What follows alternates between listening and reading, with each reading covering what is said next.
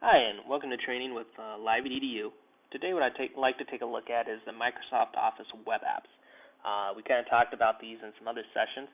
As you can see, I'm in my mail right now, and again, as always, there's multiple ways to get to the web apps, just like everything in Live at EDU. But I think an easy way out of the web app would just be to click on Office. You'll get a drop-down list here, and you can see you can go to your recent documents, your groups, or you can create new Word, Excel, PowerPoint, or OneNote documents, notebooks, presentations, etc. Remember from our SkyDrive talk, the recent documents in your documents would all be things that are on your SkyDrive. But I think to start, let's just go to a new Word document, and we will all be familiar with that. So we'll click on that, and it's going to give me the option. I want to create the name of the document first, so I'm going to call this live training, and right now you can see it says share with just me, so I can change that if I want to. And I can say I can let some of my friends look at it. And if I don't know who those are, again, I can click here and it says, oh, it's Justin and Ann, so I'm going to let them take a look at it. And I can say they can view it, or I can say they can edit it. Now, where this one might be handy as well is if you have students and they're making a PowerPoint together or a Word document together. One student can create it, and then they can let the other students in their group have access to it, and then they can co-edit the document. Which is a pretty handy feature that I think kind of people have been interested in. Again, you can also make it available to your friends, all your friends, friends of your friends, or everybody. And you can always pick somebody specific and add them via email. So let's go ahead and save that. So this document's now getting saved in my SkyDrive. There we go, taking a little bit. And again, one key with these is they are web apps. It's not the full-blown version of Office. So right here, Word web app. So it's not full Office, but it has most of the features, or at least most of the features I use. And you got your formatting options here. You can insert tables, insert pictures, all that type of stuff. It's pretty straightforward, which, again, I don't know if I'm a typical user, but I don't do that much in Word. I basically type documents, change the font, etc., and that's kind of all I do. So let's just type a few things up here. This is, I don't have to read it to you, I guess. I'm sure I will spell something wrong or have some poor grammar.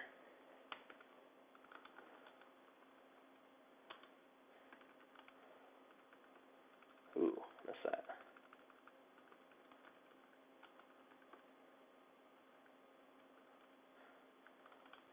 Okay, well, you see spell check's going because I spelled interesting wrong and the red line shows up. Now let's come over here and click spelling and we can check this and it says, oh, I think we should probably use interesting. We can do that. One thing that's kind of neat here is if I just click, I can also right click and get options. So paste, whatever, link, whatever I want to do. Your normal things you would get, which is kind of cool because normally in a web browser you can right click, but you don't actually get any options. You just get the web browser options. But in the web apps, you do get your right-click options. So if I want to make something bold, very simple, I can do that. Click the bold. If I want to center the text, we can do that. Left justify, tab, all the things, again, you can normally do.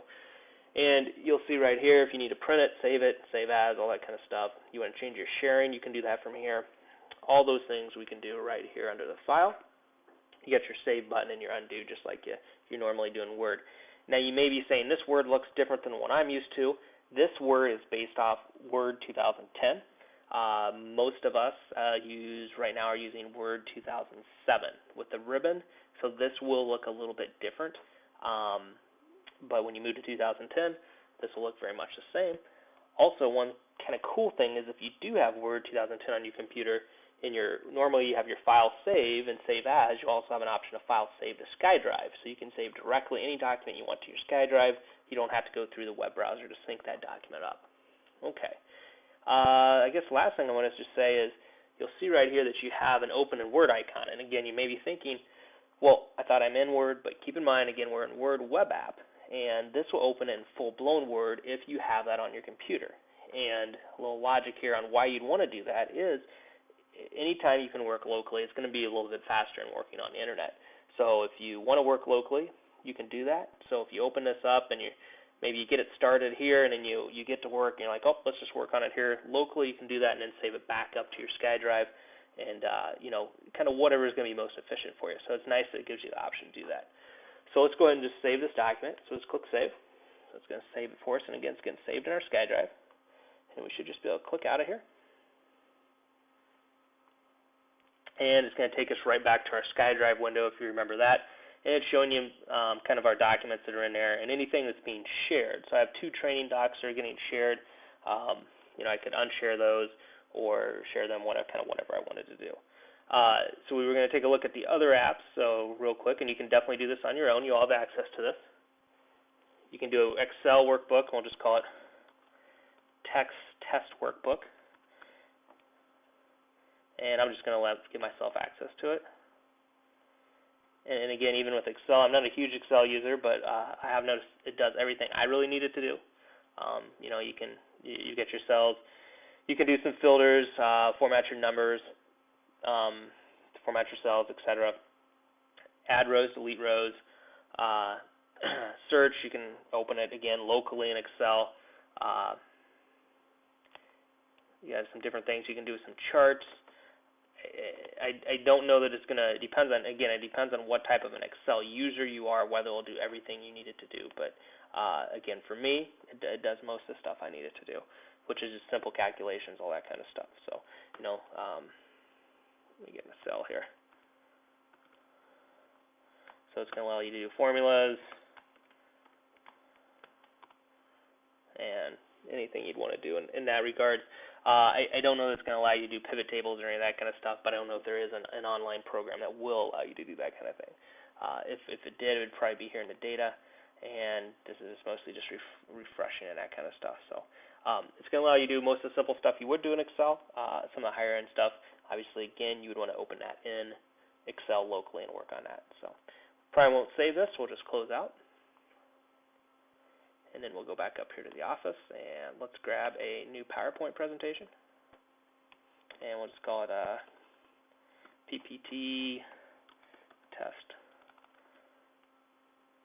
1. And again, I'm just going to, just me have access to it.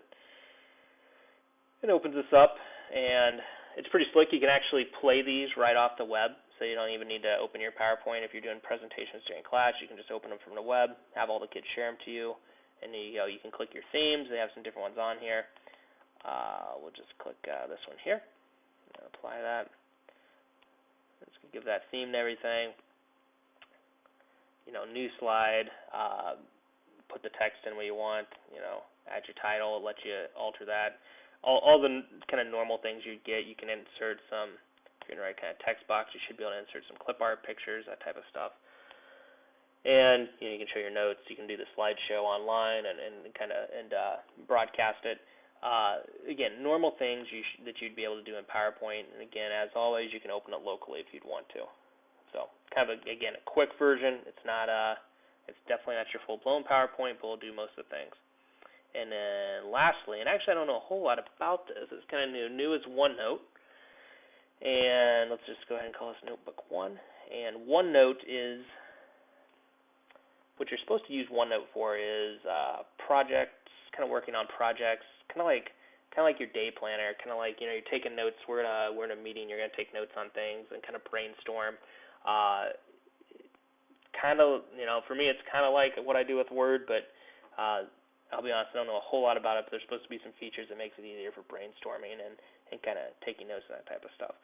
I think it's more, you can tag things, so maybe your first sentence is about something you're doing in math class, and your next sentence is about something you're doing in social studies, and instead of having a document open for each one, you simply just tag each entry, and then you can sort them by the entries or by the tags to pull up the data that corresponds to the class or whatever project you're working on. So something for you to play around with and get a little more familiar with.